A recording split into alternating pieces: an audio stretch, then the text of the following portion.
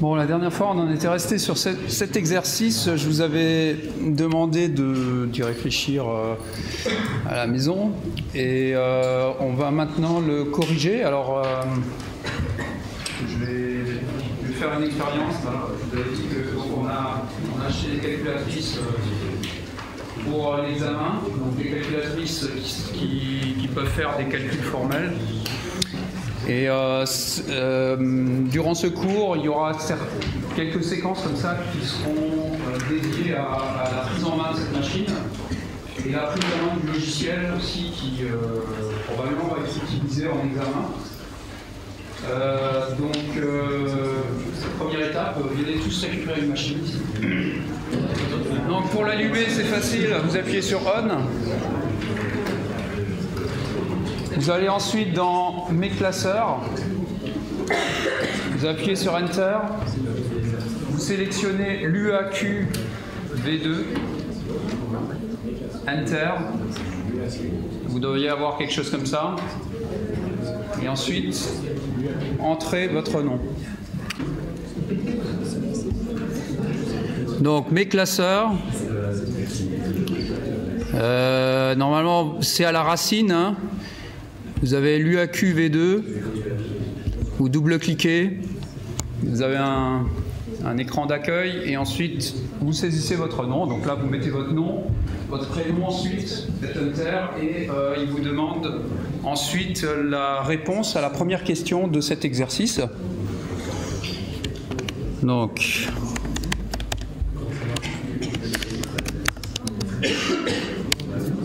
donnez l'expression de M01. Donc là, vous pouvez introduire une matrice assez facilement. Donc je vais vous mettre le truc en grand pour que vous puissiez bien voir.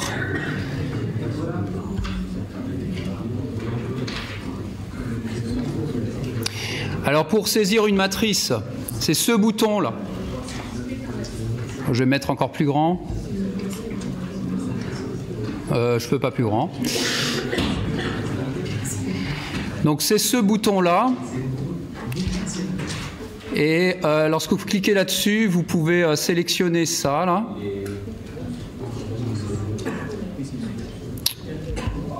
Et là, vous mettez la dimension de la matrice qu'on attend en réponse. Hein. C'est une matrice homogène, donc c'est une dimension 4,4. Donc vous saisissez 4,4. OK. Et là, vous pouvez introduire les expressions des colonnes de ces matrices. Alors, vous avez vu dans l'exercice qu'il y a des paramètres qui portent des noms de lettres grecques. Il y a alpha, bêta, bon, D, ça pose pas de problème, mais il y a alpha, bêta. Alors, pour accéder aux lettres grecques, c'est contrôle. Par exemple, je vais faire le premier, on va le saisir ensemble, hein, donc c'est cosinus alpha. Alors pour le cosinus, c'est trig, cosinus, et pour avoir la lettre alpha, c'est contrôle, ce truc en bleu là, avec, là il y a infini, machin, hein. Donc ça c'est tous les caractères spéciaux, vous scrollez. Pas trop. Là. Et là, vous avez alpha. Et vous pouvez saisir le alpha. Donc vous saisissez ça de la même manière, vous saisissez les autres termes. Alors, le moteur symbolique de la machine peut vous corriger instantanément votre saisie. Donc lorsque vous allez appuyer sur Enter, mettons que je vais appuyer sur Enter là. Bon, évidemment, je n'ai pas saisi la plupart des termes de la matrice. Vous voyez que la réponse se colore en rouge. C'est faux.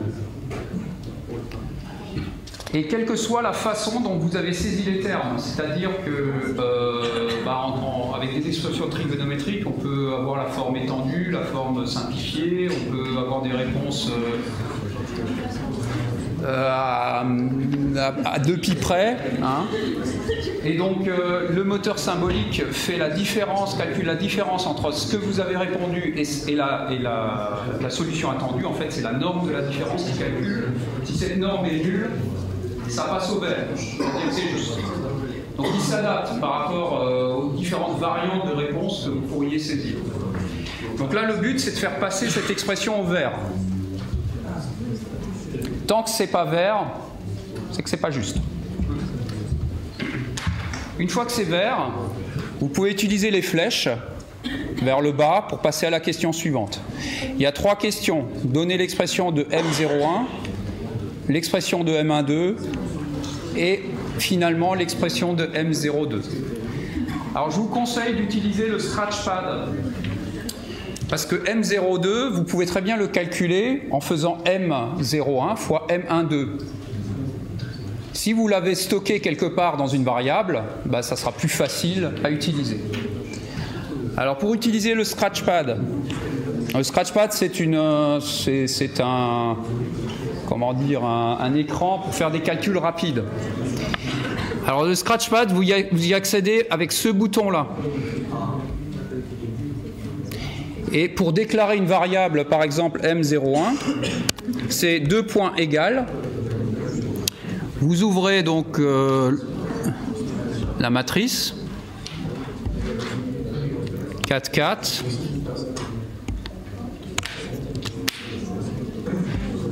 OK. Et on va saisir donc la solution.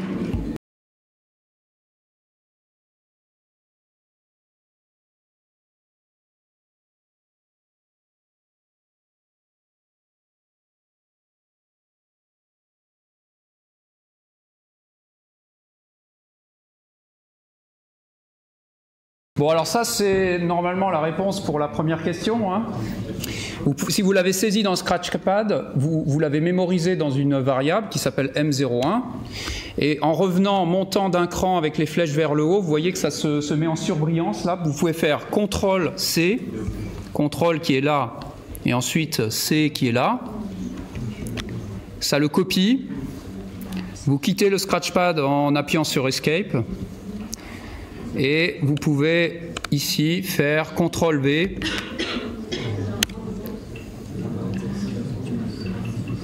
Et c'est pas bon, je me suis trompé quelque part. Ouais, il manque un 1 là. Et ça passe au vert. Donc vous faites la même chose maintenant pour la M12. Tant que c'est pas vert, c'est pas bon. Et après, vu que vous avez mémorisé les matrices dans le Scratchpad, vous pouvez faire M01 fois M12 dans le Scratchpad. Il va vous calculer ça sous forme littérale. Vous pouvez même le simplifier. Il y a une fonction qui s'appelle tcollect qui permet de simplifier les expressions trigonométriques. Donc il va vous compacter en plus l'expression, mais c'est pas obligé. Vous faites copier-coller du résultat et normalement ça passe au vert. Alors pour trouver M12, il faut bien lire ce qui est indiqué, notamment que les angles sont nuls lorsque le bras est horizontal. Donc il faut imaginer redresser ce bras à l'horizontale pour avoir la configuration nulle. Et les 3 colonnes de la matrice de rotation de M12 sont respectivement les coordonnées de X2, Y2, Z2 dans le repère R1. C'est des coordonnées qui ne dépendent que de bêta.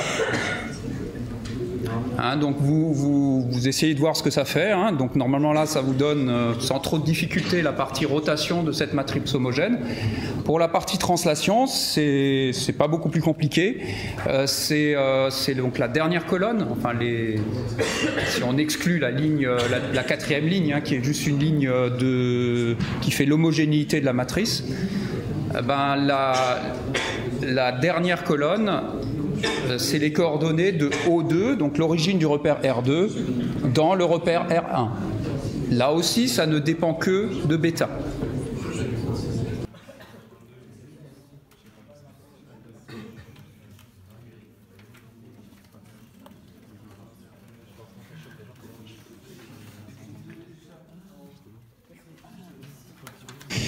Donc là, on saisit M12. Alors, vous pouvez aussi saisir comme ça, hein. Directement mettre des accolades. Voilà.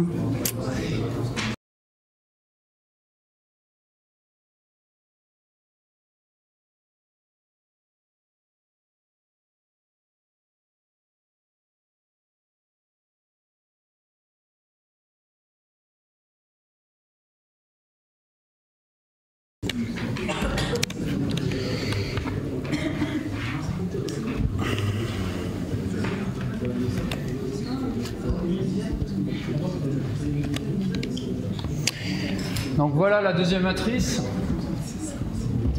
Bon, on n'arrive pas super bien à lire là, je vais vous la mettre sur le scratchpad. C'est celle-là, hein.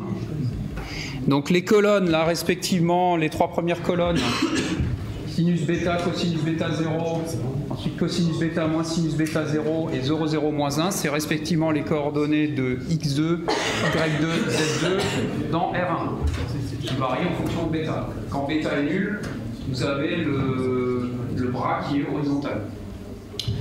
Et la troisième colonne, là, A3 sinus bêta, A2 plus A3 cosinus bêta 0, c'est les coordonnées de l'origine du dernier repère dans le repère juste avant. Donc dans le repère R1.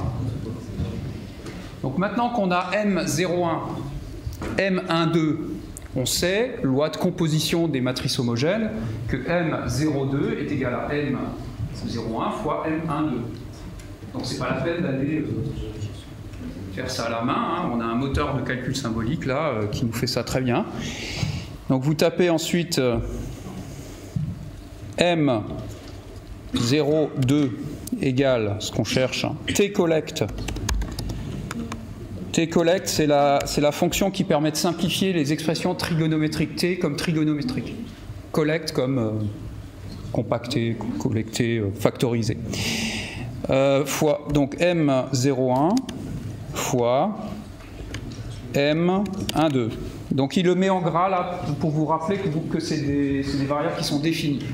Si ça n'avait pas été défini, ça serait resté en italique. Et ça vous donne cette expression, vous la copiez, donc vous voyez là, il a bien simplifié les expressions trigo, hein, il y a bien du alpha moins bêta là qui apparaît, au lieu de l'expression longue. Faites copier-coller.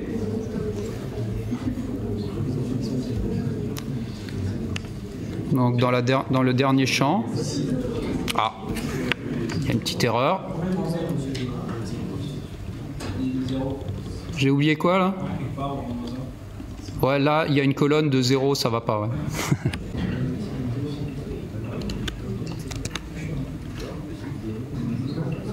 Ah ouais, c'est le M01 que j'avais mal saisi.